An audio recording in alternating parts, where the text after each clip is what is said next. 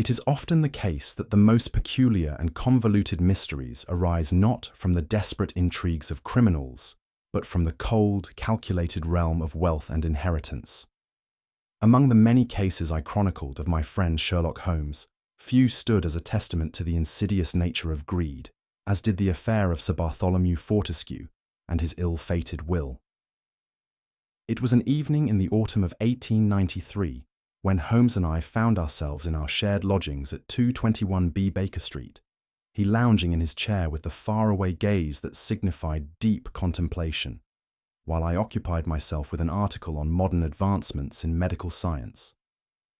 The fire crackled in the hearth, casting flickering shadows against the walls, lined with books and the many artifacts of Holmes's peculiar trade.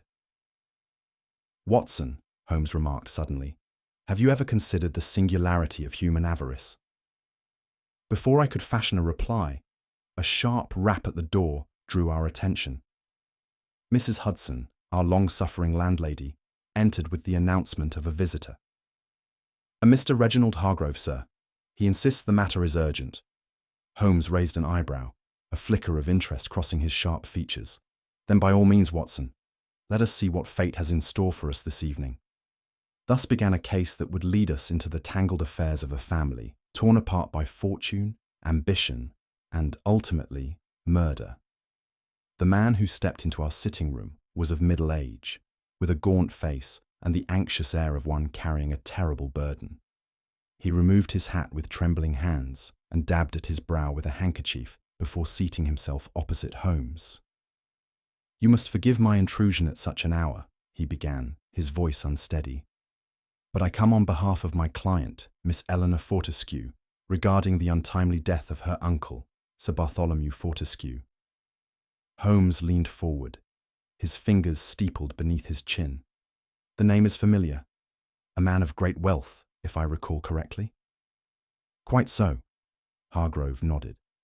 "Sir Bartholomew was found dead in his study a fortnight ago. The coroner ruled it a heart attack, yet Miss Fortescue believes otherwise. There are unsettling circumstances." Holmes exchanged a glance with me before turning his piercing gaze back to the solicitor. "Pray, continue." Hargrove swallowed hard. "A week before his death, Sir Bartholomew revised his will, quite suddenly and against all expectation. Most of his family were removed as beneficiaries, with the bulk of his fortune left solely to Eleanor." Holmes's eyes gleamed with a keen light. "And I presume this change did not sit well with those who had previously expected to inherit?" The solicitor gave a weary nod. "Indeed, Mr. Holmes. And now, the new will has been stolen." Holmes remained silent for a moment, his gaze fixed upon Hargrove, as if weighing every tremor in the man's voice. Finally, he spoke. "Tell me everything you know, Mr. Hargrove. Spare no detail." The solicitor sighed. Sir Bartholomew Fortescue was a reclusive man, yet he was methodical in his affairs. He maintained an earlier will, which divided his estate among his 3 nephews and his niece. But something compelled him to change it. A week before his death, he summoned me to draw up a new document, leaving nearly everything to Eleanor Fortescue. He insisted that it be finalized immediately. "And the reaction of the family?" Holmes inquired. Hargrove hesitated. "One of outrage, Mr. Holmes. Henry, the eldest nephew, was particularly furious.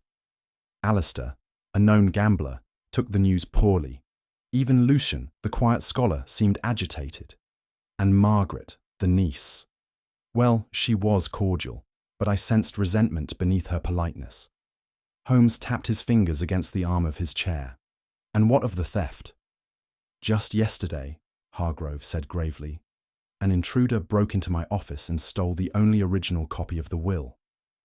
Holmes rose abruptly, his keen expression betraying a spark of excitement.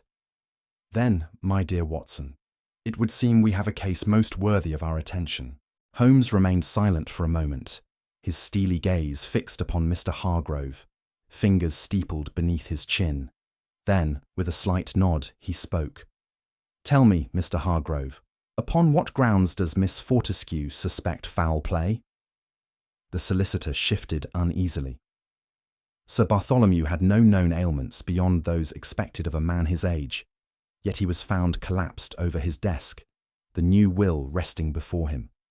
The doctors declared it a heart attack, but Eleanor insists he was in excellent spirits and health only a day prior.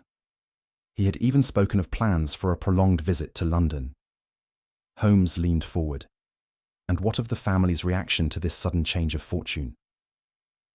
Hargrove sighed. It was met with fury, Mr. Holmes.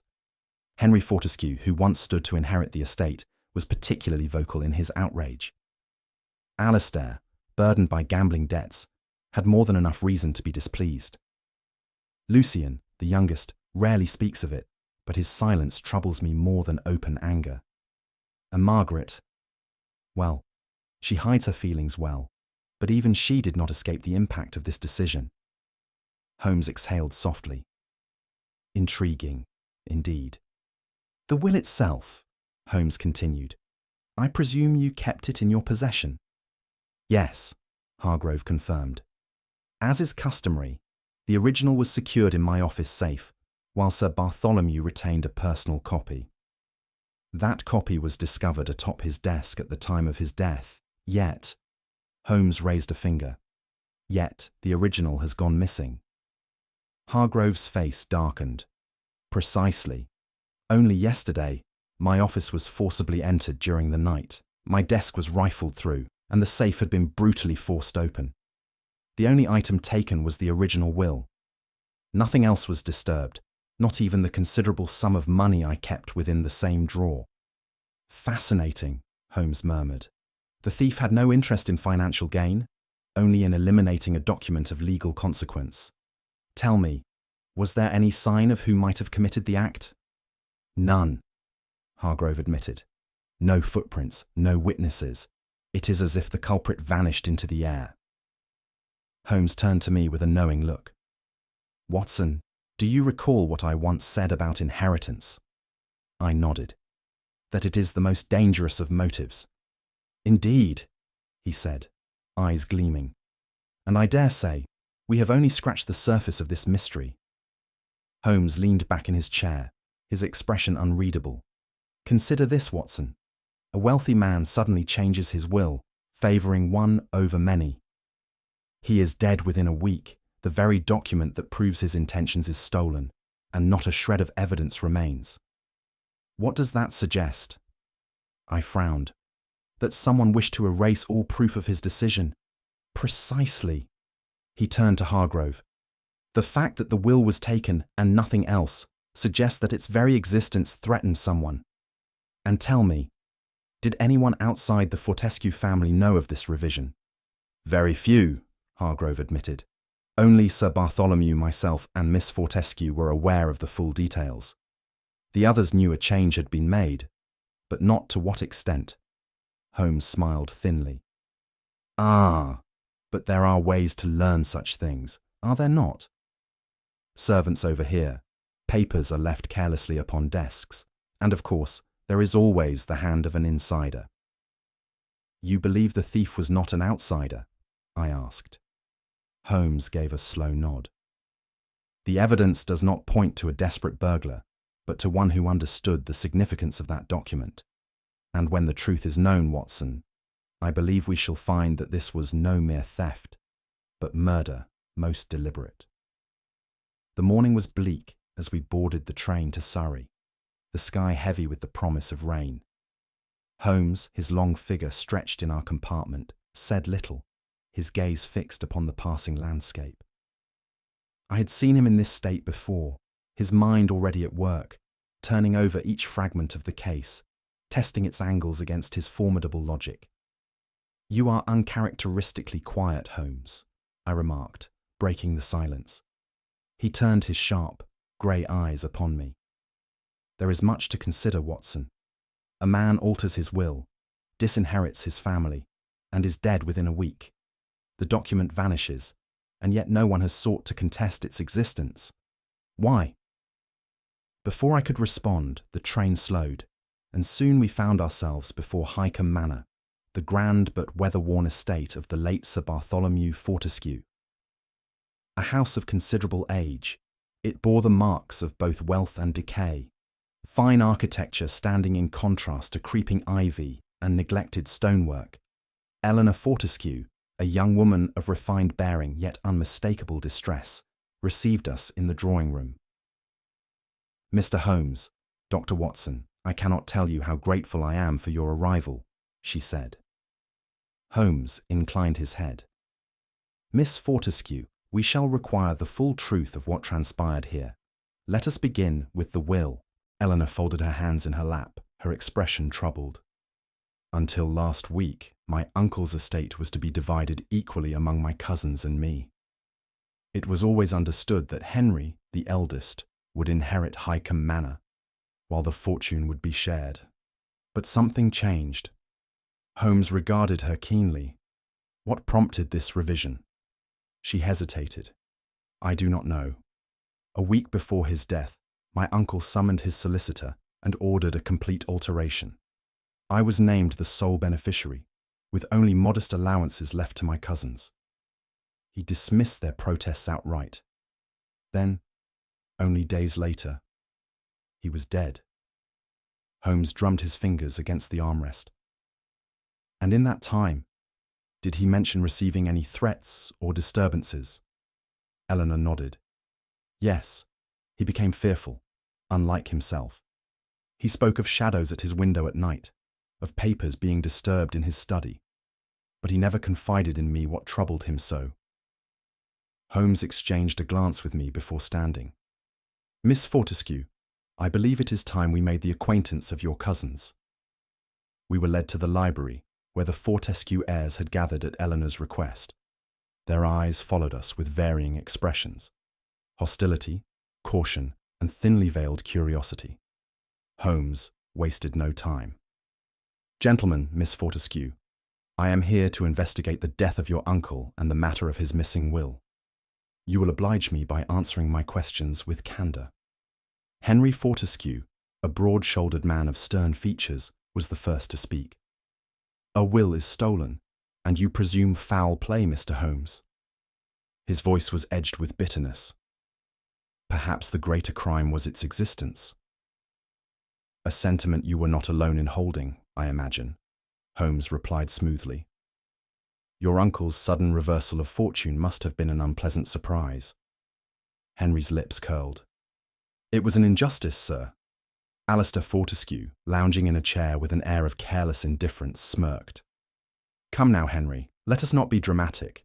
We all lost something, did we not?" His eyes flicked toward Eleanor. "Some more than others." Lucian Fortescue, the youngest, adjusted his spectacles. "If you are asking whether we resented our uncle's decision, Mr. Holmes, you need not inquire. Of course we did. But resentment does not make murderers of men." Holmes observed them for a moment, then turned his attention to Margaret, the only niece. She met his gaze without flinching. "And you, Miss Fortescue?" Margaret's expression was unreadable. "I have nothing to say, Mr. Holmes." Holmes smiled faintly. "Then I shall rely upon the facts to speak for you."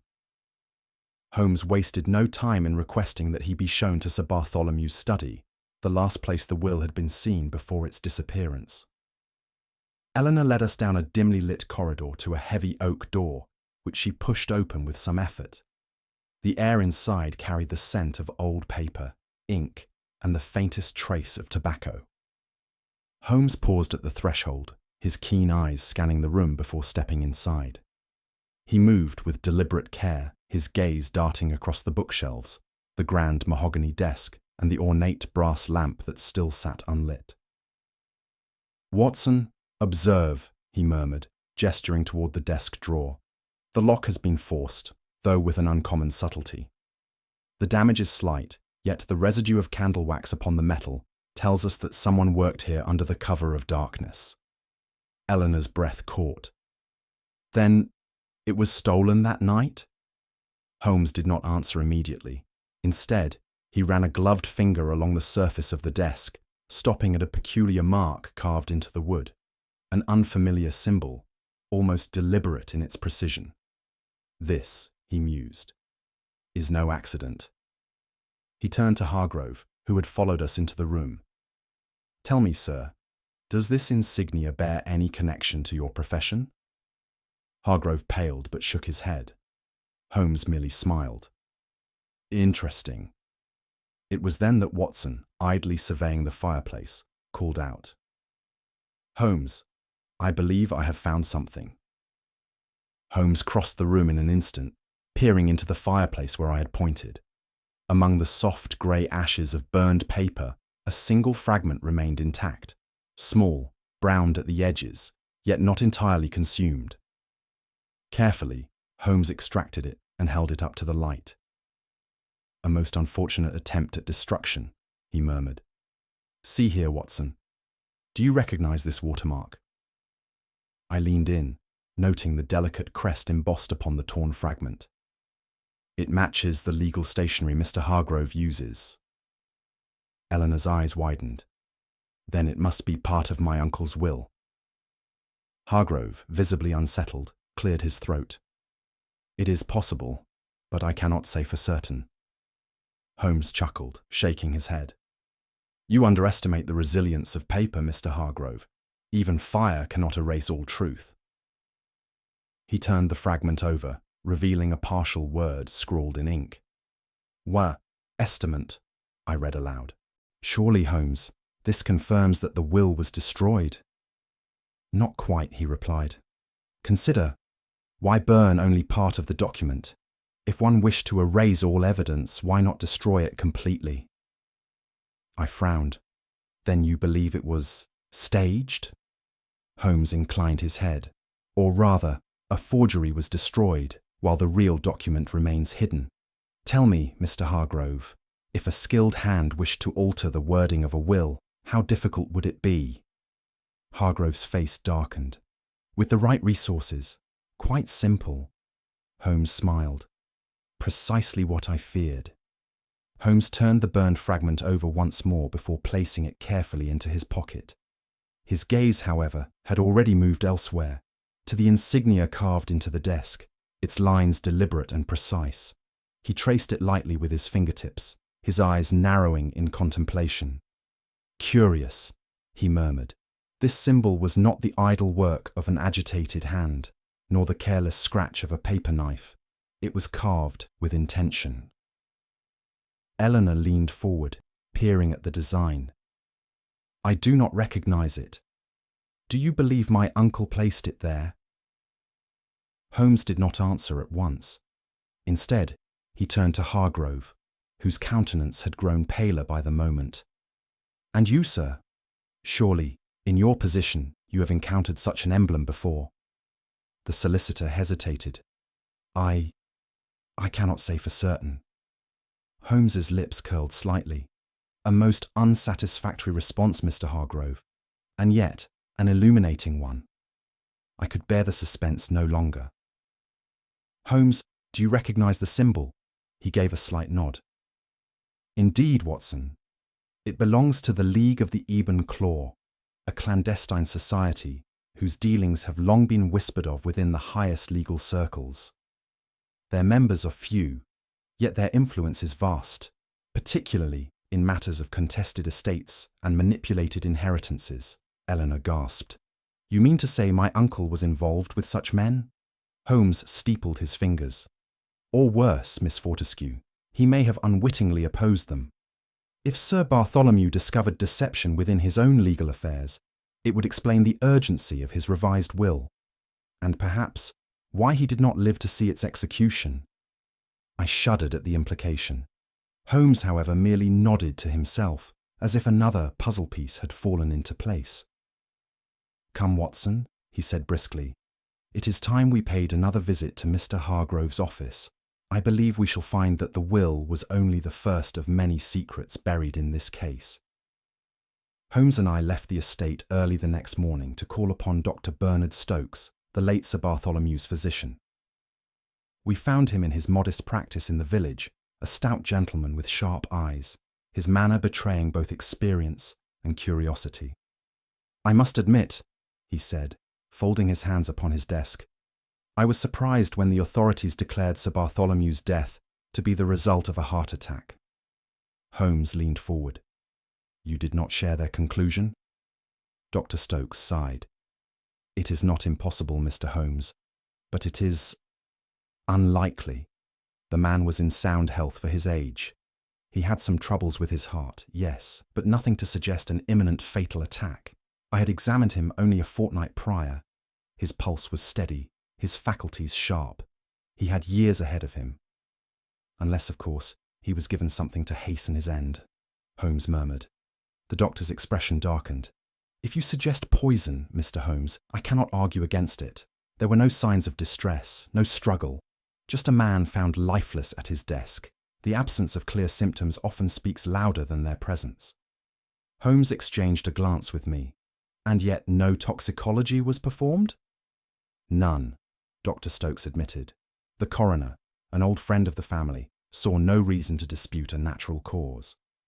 Holmes stood abruptly. Watson, I believe we must reconsider Sir Bartholomew's last hours. If foul play was indeed at work, then I have no doubt the answer lies within his household. Back at Highcombe Manor, we sought out Mrs. Grimshaw, the housekeeper, a woman of rigid bearing and sharp observation. Holmes wasted no time in questioning her. You were in Sir Bartholomew's service for many years, I believe. Aye, near 20, sir, she replied. I knew his habits well, Mr. Holmes, and I'll swear on my life he was not meant to die that night. Holmes gave a slight nod. Then tell me what you saw. Mrs. Grimshaw hesitated. It was Alistair, sir. Alistair Fortescue, I exclaimed. Aye, she confirmed. I saw him lurking near the study door late that night, well past when decent folk ought to be abed. Holmes's fingers drummed against the arm of his chair.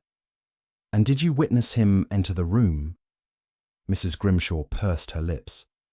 No, sir, but I heard a soft click, like a drawer being opened. When I stepped into the hall, he was gone. Holmes regarded her thoughtfully. And yet Alistair has an alibi for that night, does he not? Aye, so he says, she muttered. But if you ask me, Mr. Holmes, a man with debts like his has more reason than most to meddle with a will. Holmes rose. Indeed, Mrs. Grimshaw, and that is precisely what I intend to prove. Holmes sat motionless, his gaze fixed upon some unseen point, deep in thought. Mrs. Grimshaw's account had placed Alistair Fortescue near the study on the night in question, and yet the man himself had claimed to have been elsewhere. There was but one course of action, to verify the truth. That evening, we made our way to the Silver Hart, a dimly lit establishment that catered to men of reckless fortune and dubious morality. The air was thick with smoke and the low murmur of conversation, punctuated by the occasional exclamation of triumph or groan of despair from the gaming tables. A stout man with a calculating gaze stood behind the bar, watching us with mild curiosity. Holmes approached him without hesitation. You are Mr. Ewan McBride? Aye, the man grunted. And who might you be? Merely an inquirer into the habits of one Alistair Fortescue. Holmes leaned forward. He claims to have been here on the night of Sir Bartholomew's death. Is that so? McBride studied him a moment, then nodded. Aye, he was here right enough. Sat at that table yonder, playing whist till near dawn. He left with lighter pockets than he arrived. Holmes exchanged a glance with me before turning back to McBride.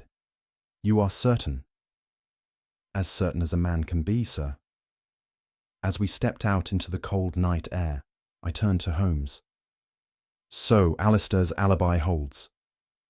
Holmes nodded, but there was a shadow of something unreadable in his expression. Yes, Watson, which means we must look elsewhere for our culprit.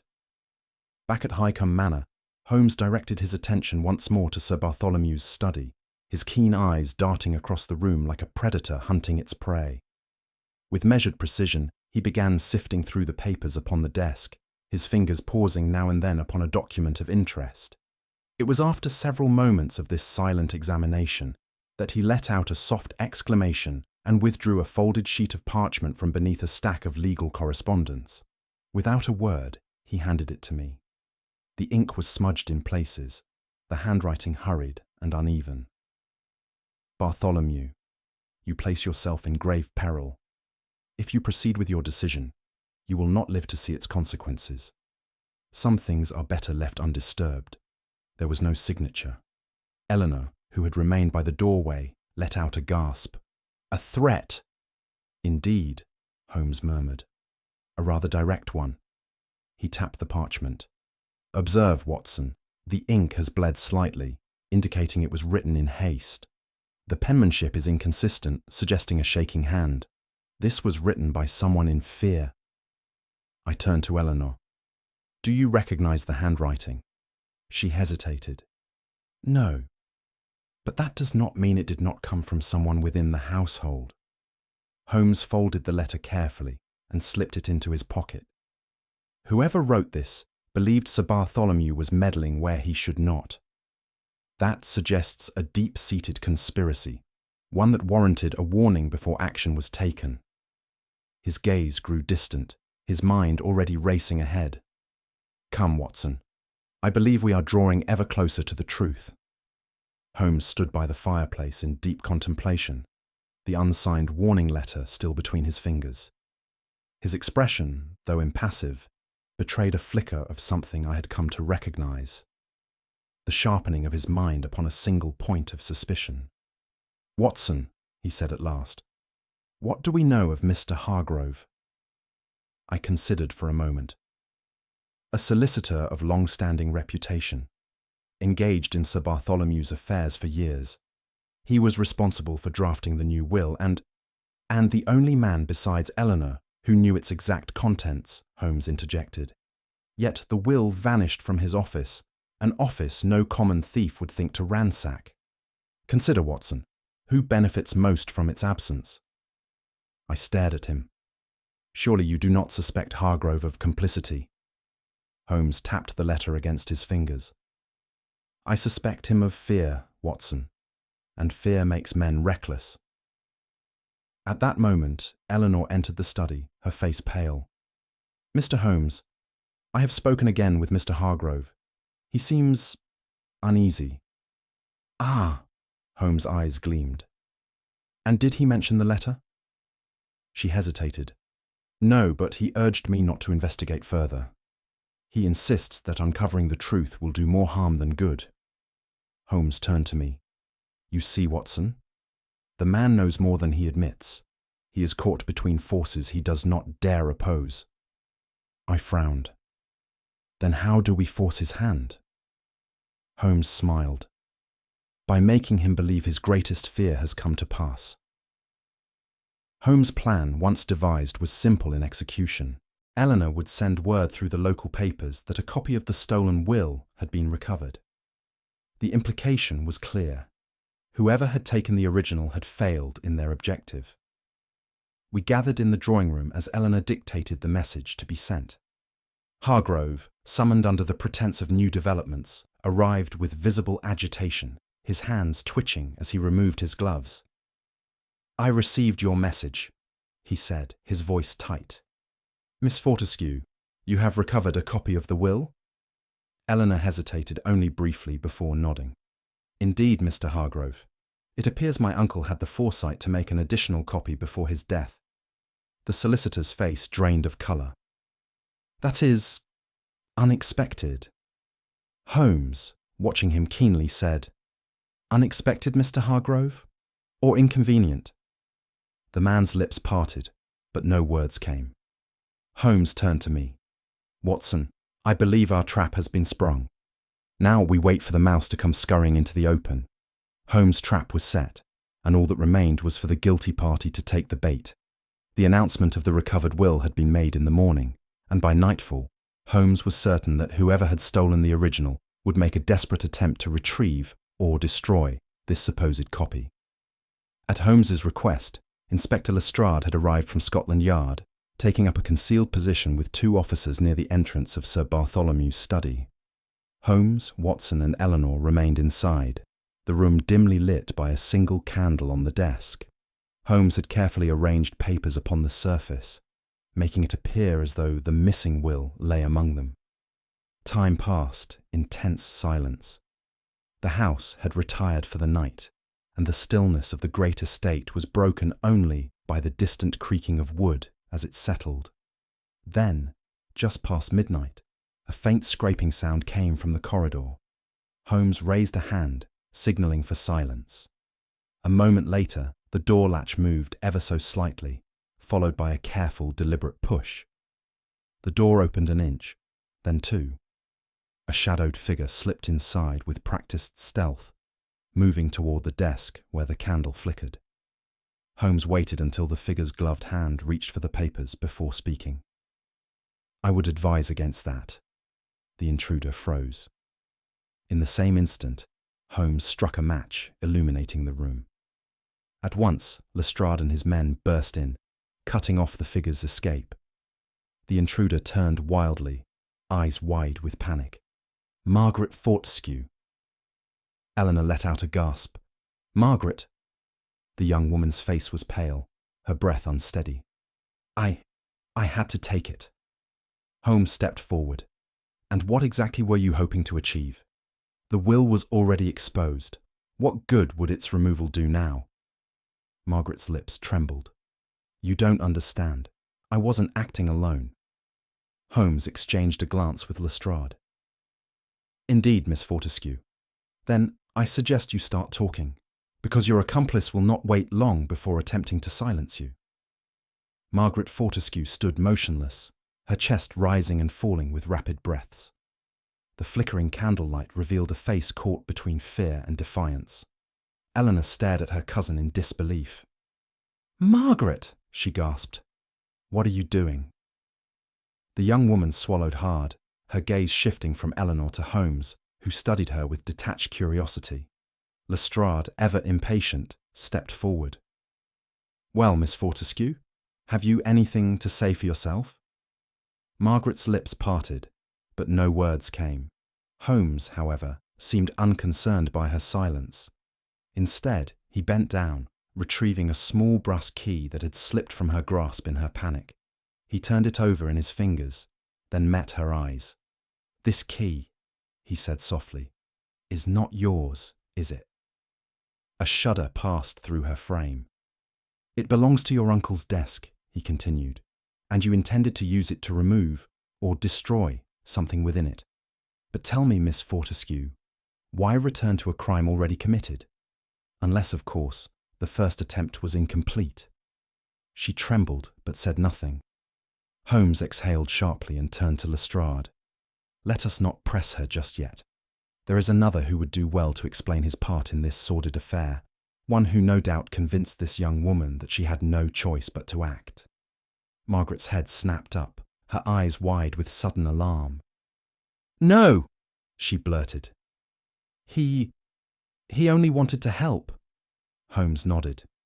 "Yes, Miss Fortescue, I'm quite certain he did." Margaret's resistance crumbled. She sank into a chair, her hands clasped tightly together. I did not want any harm to come to Uncle Bartholomew," she whispered. "I swear it." Holmes regarded her impassively. "And yet, when you were told the will had been altered, you took part in a scheme to have it disappear." Tears welled in her eyes.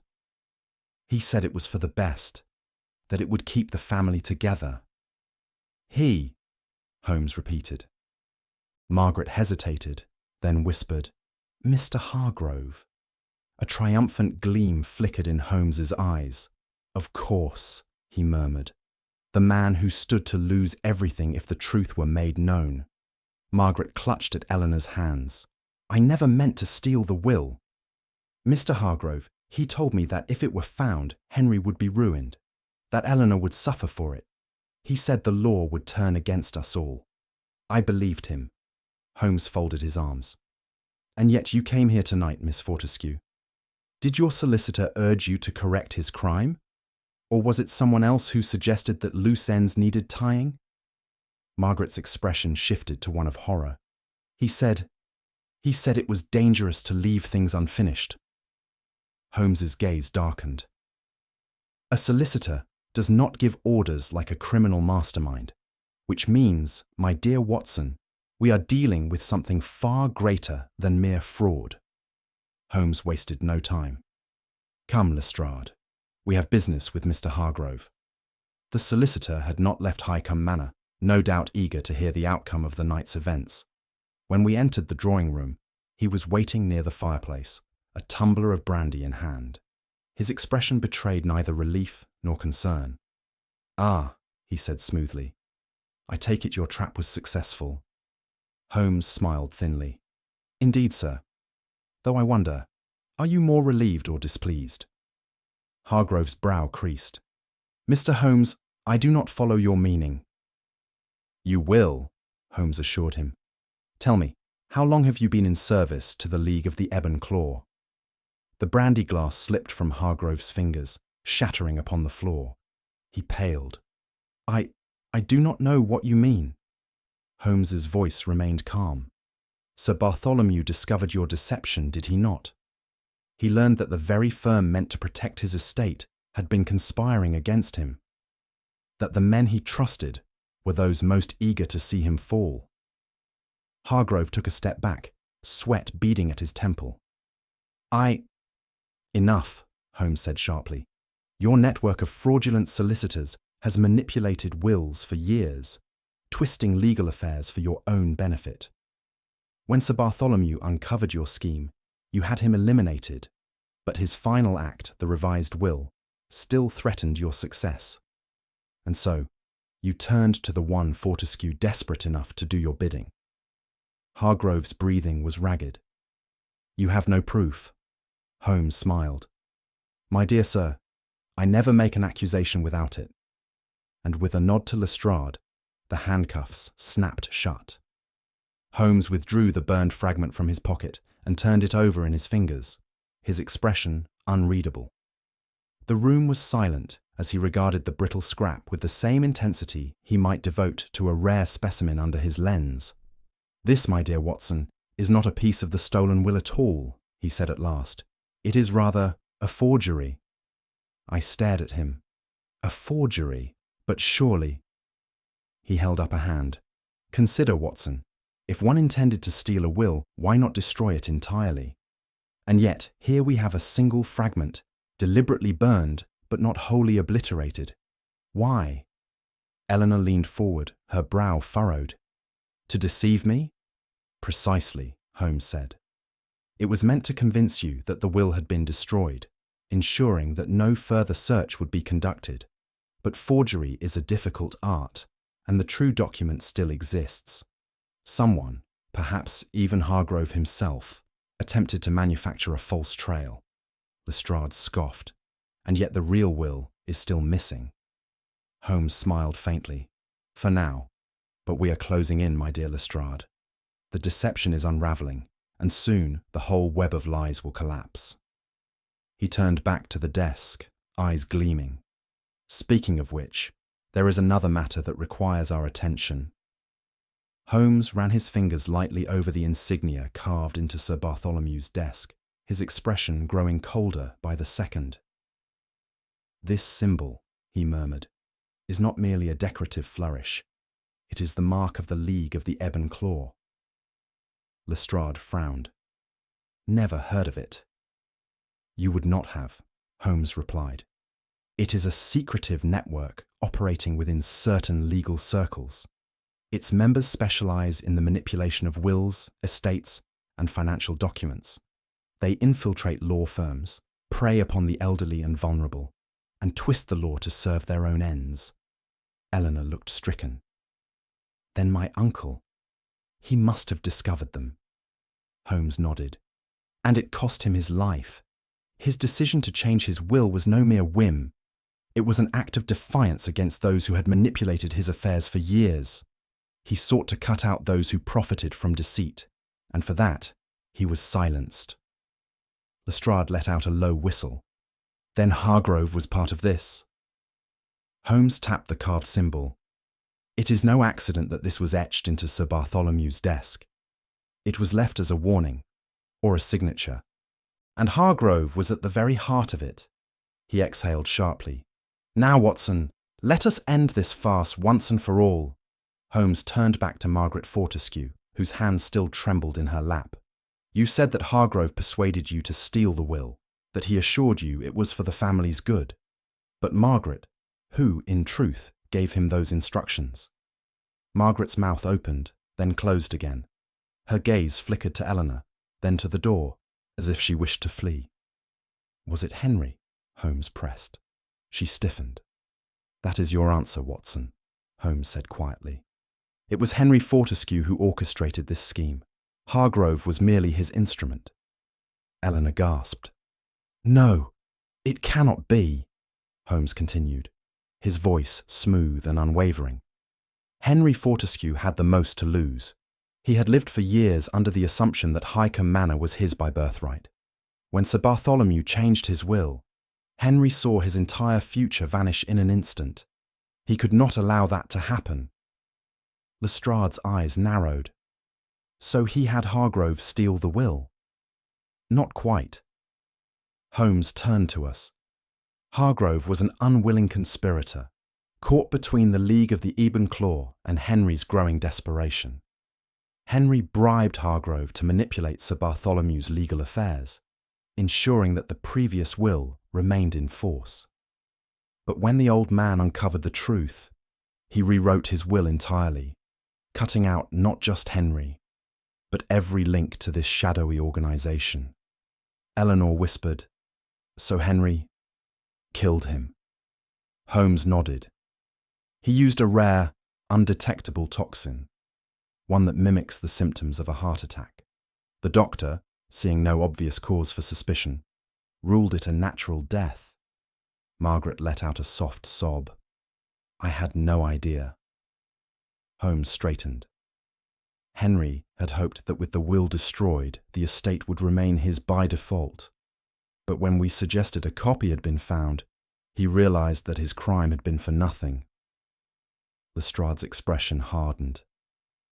And where is Henry now? Holmes gave a grim smile. Not far, I should think. A cornered man is a dangerous one, but his mistakes will soon betray him. He turned to Lestrade. I suggest you prepare your men. This is not yet finished. Holmes's prediction proved accurate. Henry Fortescue, aware that his deception had unravelled, made one final, desperate bid for escape. He was discovered at Dover, attempting to flee to the continent under an assumed name. His efforts, however, were in vain. Lestrade's men intercepted him before he could board the ferry, and within a day he was returned to London in chains. At Scotland Yard, Henry maintained his composure, denying his involvement with a cool arrogance that might have fooled a lesser mind. But Holmes, ever methodical, laid out the case with devastating precision. You bribed Hargrove to manipulate your uncle's will in your favour, Holmes began, pacing before the accused. But when Sir Bartholomew discovered the deception and rewrote his will, your entire inheritance was jeopardized. You could not risk it, and so you turned to murder. Henry's expression remained impassive, but a flicker of tension in his jaw did not escape my notice. Holmes continued. The poison, a rare compound mimicking a heart attack, was carefully administered, leaving no trace for the coroner to suspect foul play. With your uncle dead, you assumed the matter was settled.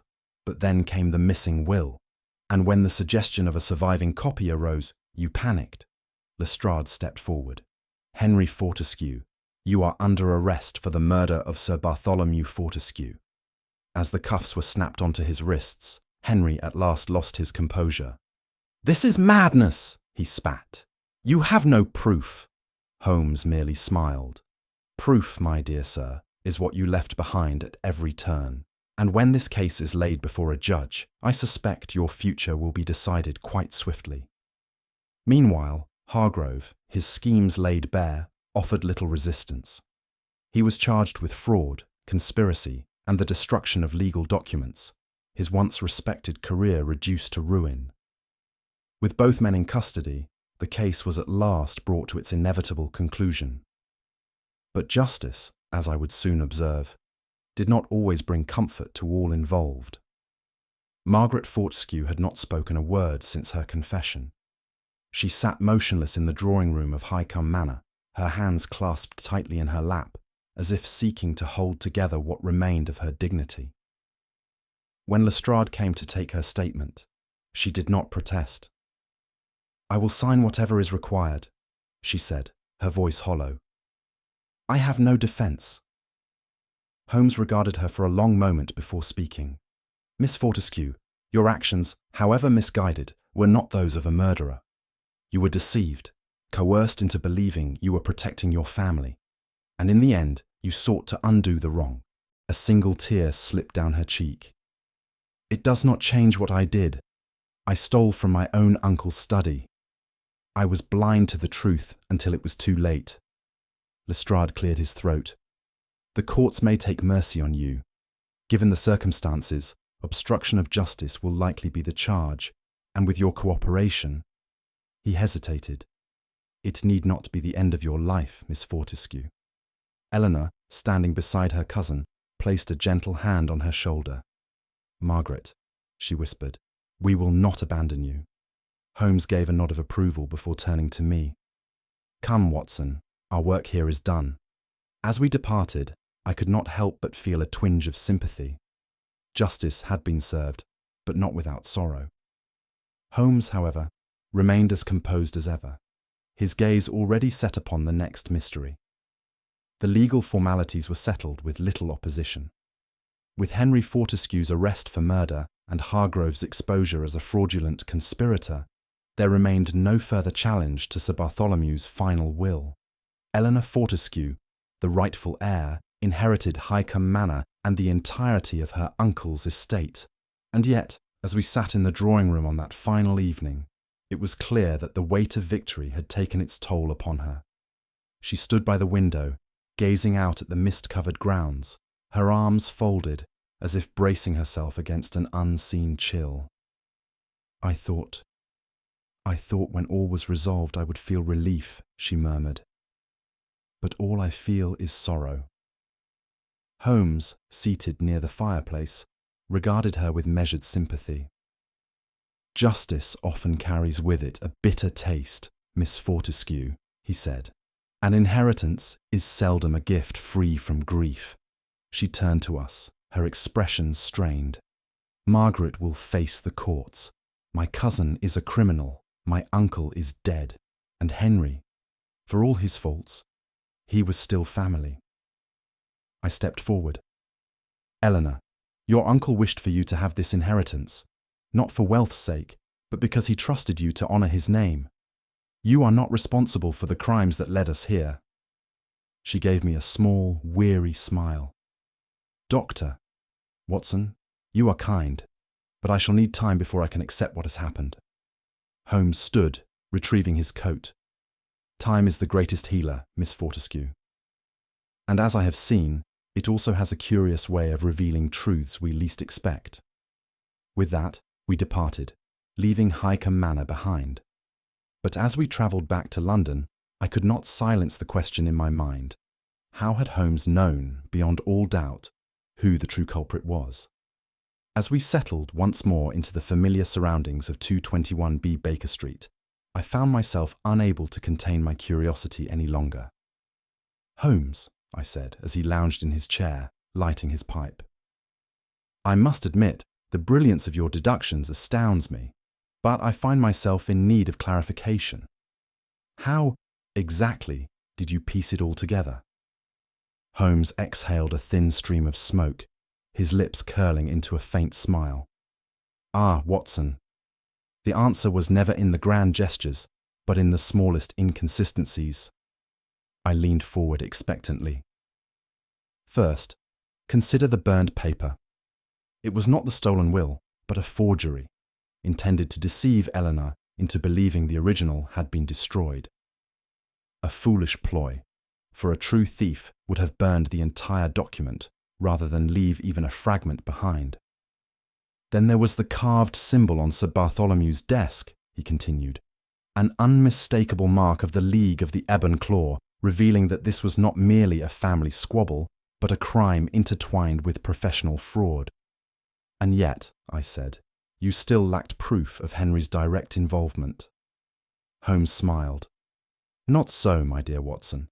Henry bribed Hargrove to manipulate the will. But when his uncle uncovered the deception, he panicked. The decision to rewrite the will sealed Sir Bartholomew's fate. Henry had only one option left, to ensure the will would never be executed. I nodded. The poison. A rare toxin, nearly impossible to detect, Holmes confirmed. A death that appeared natural, and a crime that, without the missing will, seemed to have no motive. And Margaret? I asked. Holmes leaned back, his gaze drifting toward the window. She was merely a pawn, deceived into believing she was preserving the family's honour. But honour, as we have seen, is often the first casualty of greed. I exhaled slowly, absorbing the magnitude of his deductions. And so, the case is closed. Holmes smiled faintly. For now, Watson, but I dare say London will not let us rest for long. The case was concluded, and justice, in its cold and impartial manner, had been served. Yet as Holmes and I prepared to depart from Surrey, I found myself troubled by an unshakable sense of melancholy. We stood upon the platform, awaiting the London-bound train, as the countryside stretched before us in muted shades of grey. Holmes, ever detached, had taken to his usual occupation. Gazing absently into the distance, his mind no doubt already occupied with some other intellectual pursuit. Holmes, I said at last, breaking the silence, do you never grow weary of it? He turned his keen eyes upon me. Of what, Watson? Of this, of unmasking treachery, of exposing greed, of staring so often into the darkest recesses of human nature. Holmes regarded me for a moment, then allowed himself a small, wry smile. You are a man of sentiment, Watson. It is one of your many virtues.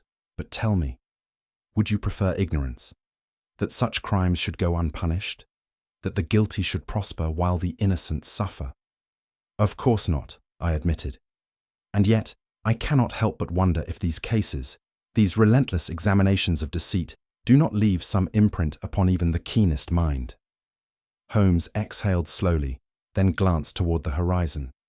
Perhaps, Watson. But my concern is not for the nature of men, it is for the reason that governs them.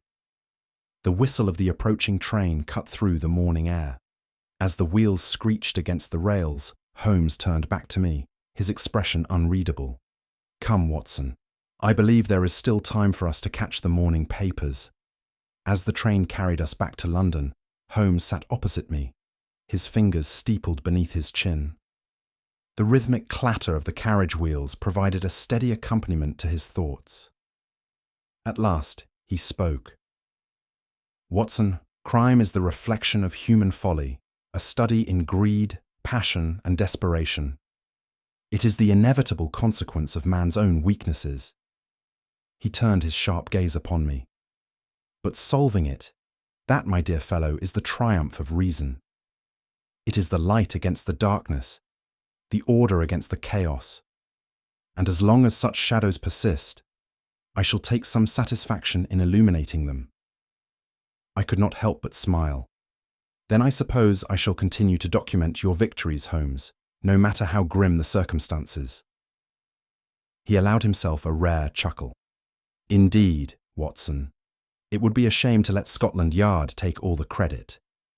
And with that, he closed his eyes, sinking into quiet contemplation, while the great city of London loomed ever closer on the horizon. As the train rattled toward London, Holmes sat in quiet contemplation, his fingers interlaced beneath his chin. I studied him for a moment, before breaking the silence. You never did tell me, Holmes, I said. What do you consider to be Henry Fortescue's greatest mistake? Holmes opened his eyes, a glint of amusement flickering in them. Ah, Watson, his mistake was not in the crime itself, but in his failure to account for human nature. I raised a brow. How so? He assumed, Holmes said, that greed alone was enough to silence those around him.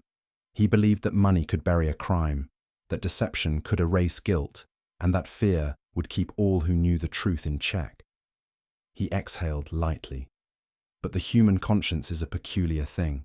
It does not always submit to bribery or coercion. Eventually it speaks. I nodded slowly, considering his words. So, in the end, it was Margaret's conscience that unravelled it all. Precisely, Holmes murmured. A criminal may scheme, lie, and even kill, but the flaw in their logic is always human frailty. A moment of doubt, a lapse in control, or a misplaced assumption. That, Watson, is where reason prevails over crime. Holmes leaned back, a rare flicker of satisfaction in his expression. But tell me, Watson, if you had to name it, what would you say was the true turning point in the case? And that, dear listener, is the question for you. Was it the forged will, the symbol on the desk, or perhaps the letter of warning? Let us know what you believe ultimately led to Henry Fortescue's downfall. If you enjoyed this case, don't forget to subscribe for more Sherlock Holmes mysteries. And if you think a friend would enjoy unravelling this mystery, be sure to share it with them. We'll see you in the next case. Until then, keep your mind sharp and remember, every crime leaves a clue.